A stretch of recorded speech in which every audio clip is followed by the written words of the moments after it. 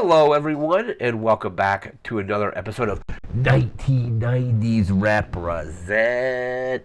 We're still in our first cycle of 1998, and I tried putting this one off as long as I could. I knew I'd have to get to it eventually. We're taking a look at Godzilla. So, didn't get to it in the main 1998 Represent series. I've actually only seen the movie just once. I just watched it this afternoon. Um, Absolutely awful. I remember seeing the Nostalgia Critic video about it like years ago. Like I want to say saw that in like 2009 or 2010, and it's just terrible. Like a lot of these older movies, even when they're bad, they have a little bit of charm to them. But I didn't even find that with this one here. Got some notes here. We're gonna go through about the movie, and then we're going to just kind of like discuss like basically like wrap up the plot and what have you. So, Godzilla first released May 20th, 1998. I remember I had plans with one of my friends to go and see this movie when it came out like that weekend, and like reviews came out and just saw how bad it was and ended up not going. I ended up unfortunately kind of like blowing it off. My friend, we were chatting on ICQ, like just remember ICQ, like later that night, and he basically was saying like, "Oh, you didn't miss much. It was awful. Like like he kind of regretted going too, I think." But yeah, just awful. Like I said, I had planned on seeing it with him, but then kind of just didn't go, just based on how bad it sounded. Had about 130 between 130 and 150 million dollar budget. It grossed 379 million. So I think it ended up being like the third highest grossing movie that year. This was also the very first Godzilla film that was entirely produced by a Hollywood studio. There's like all the like Toho had done like a bunch of the other ones and all that. And this is just really disappointing after seeing last year when it came out Godzilla Minus One, which I thought was amazing. This one is just like the complete opposite end of that spectrum where it goes from like Godzilla Minus One is awesome. I would highly recommend checking that out. But the 1998 Godzilla is just like it's just awful. It's written by Roland Emmerich and Dean Devlin from Independence Day. Independence Day, I think, is a much better film of theirs. They also did Stargate a few years before that, and like I said, they wrote it over like a 5 week period. I think they wrote it in something like one of their vacation homes in like in Mexico or something like that. And it's just the writing is really bad. The characters are terrible. See, yeah, we already got to that part. So the characters, like, there's no characters in the movie I really even like care about. They don't make you care about the characters at all. Like on the opposite end of that, the characters in Godzilla Minus One, you end up really liking that team of characters. You really kind of like start feeling for those characters and kind of sympathizing with them. And in this one, you really don't. Like Emmerich and Devlin do a pretty good job of showing like destruction, especially in Independence Day, where it's like you want to see just New York City in both those movies get leveled by either aliens with Independence Day or Godzilla in this one. However, a lot of the destruction is actually caused by the humans that are trying to fight Godzilla. Like I remember there's a scene where like they shoot missiles at Godzilla and he dodges it and it ends up taking off like the top like half of the Chrysler building. But you kind of want to see that in that, but like it's just Independence Day is just so much better than this. Like when I get back to 1996 in a future cycle, I probably will do Independence Day because I remember really enjoying that one. I think I got a little bit bored of it after multiple viewings, but I'll take kind of almost anything over this. Like they do this. Let me see. Yeah, so they had just bad writing for the characters. There was also too many characters. They had like Matthew Broderick is like the main character, but then you have Jean Reno, which is this is a terrible movie for him. But later in the year he did Ronin, which is awesome. This movie also has God, I can't think of the actor's name. Let me see if I still have the thing pulled up here for it. Godzilla. I had it pulled up. He was also in what was it? And he's actually pretty decent in this movie, but the actor. Let me see if I can bring up the actor's name. Let's go down to the cast here. Oh, Kevin Dunn. Okay, so Kevin Dunn. He's in this. He was also in Small Soldiers this year or that year as well. And the first movie I remember seeing him in was Transformers, where I thought his character was just like the most one of the most annoying characters in the movie because he plays Shia LaBeouf's dad in that movie. But he's decent in this, and he's pretty good at Small Soldiers. But he's in this. Like Jean Reno, Hank Azaria, and Harry Shearer are in this. Harry Shearer does this thing where he's definitely doing like the Kent Brockman voice in this, and it's really hard not to just like not to hear that and then just not think of his character on The Simpsons. But like I said, most of the characters you really just don't care about. Like you don't care if these characters live or not. Most of them, pretty much, I don't think any of the actual made like named characters have anything bad happen to them. It's kind of like in Independence Day, I guess. Like like most, pretty much all the main characters survive, with the exception of Will Smith's girlfriend's friend, because she's like ends up going to the building and getting blown up.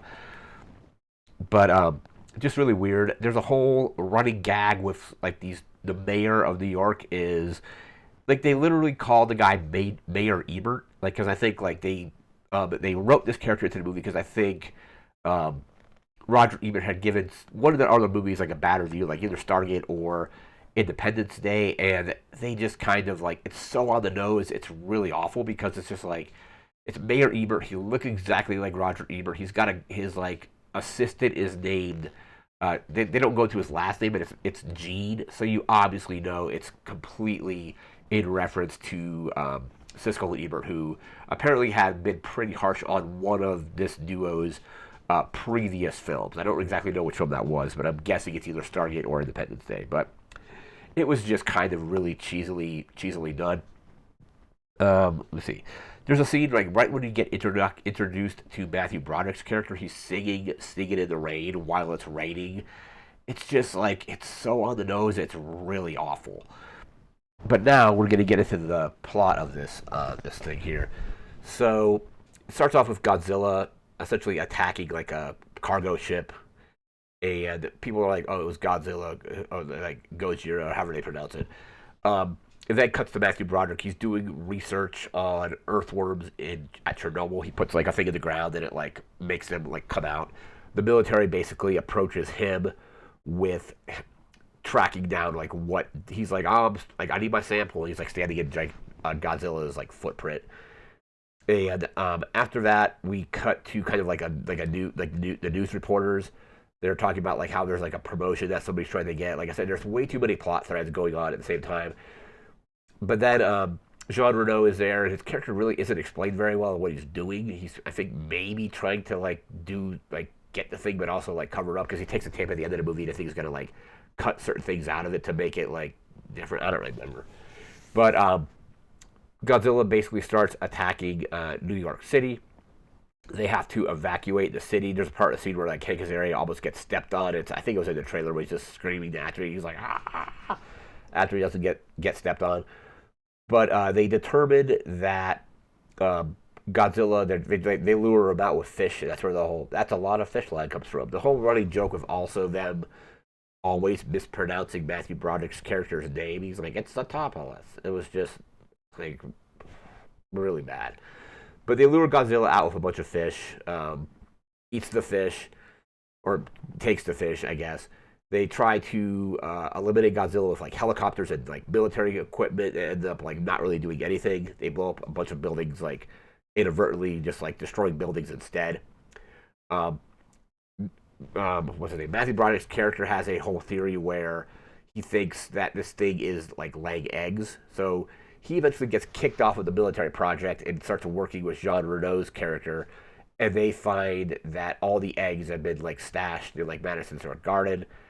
They go there. Hank Azaria and like the other like news reporter character like are there as well. There's like a whole like background like love story with Matthew Broderick and this reporter lady. Um, Also, like Hank Azaria's character is like friends with her, but also like married to like another one of the like other characters. Like I said earlier, just way too many characters to keep track of, and it's just not entertaining.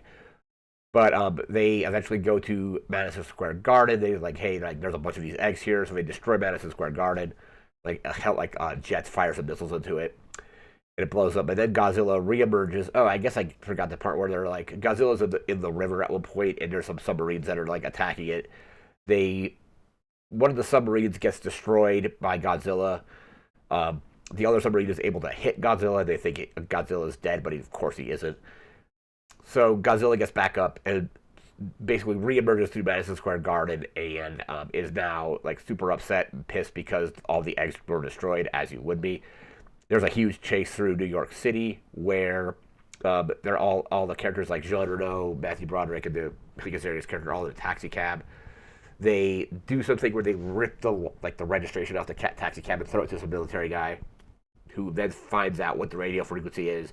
So they call them. We're like, hey, we gotta like lure him to the a suspension bridge. So they lure him to the Brooklyn Bridge. Godzilla gets tangled up in all of the suspension cables, and they fire another set of missiles again at Godzilla, which eventually does kill Godzilla. The one thing that's weird is like, so Madison, and I guess this is just a nitpick, but it's just like the Madison Square Garden gets shot with two missiles that completely level the building, like, or there's like a huge explosion. But then they shoot Godzilla with like six missiles. Like you see, it's like two per jet. There's three of them. Yeah, so six, and they do it again. And those missiles just seem to like be like the explosions were much smaller than they were against Madison Square Garden. It was just like a really weird thing, like were they firing different missiles? I don't really know. But then Godzilla eventually dies, I guess. Um, Everybody kind of like walks off into the sunset. Basically, Hank Azaria's character had a tape that got taken. I mentioned this earlier, but Jean Reno had taken the tape and he's going to do something with it. Like his whole character was like a lot of the characters in this movie are completely useless, and like you would have if you eliminated half the cast in this movie, it would probably be a better movie because there's just too many characters that the plot points don't really go anywhere. But then at the end, it cuts back to Madison Square Garden, and you see one unhatched egg hatch, and another Godzilla pops out of it before it cuts to the credits. And that is that film. I will. I don't regret not going to the movie back when it came out. Even like my friend Matt saw it, we were chatting that night. Was like, yeah, it's terrible. I knew it was going to be bad, but I didn't know it was actually going to be this bad. So I like I said, I knew I would have to get to this movie at some point, and I'm glad it's out of the way now because I never have to watch this movie again. It's just awful. But that is going to do it for this video. We'll be back again in a few days with our first video game or computer game from 1998, and then we'll be moving into 1999, and then all the way back to 1990 to start all over again. But again, that's going to do it for now. So remember to like, comment, share, and subscribe. We'll see you again next time. Thanks again for watching. Take care and have a good one.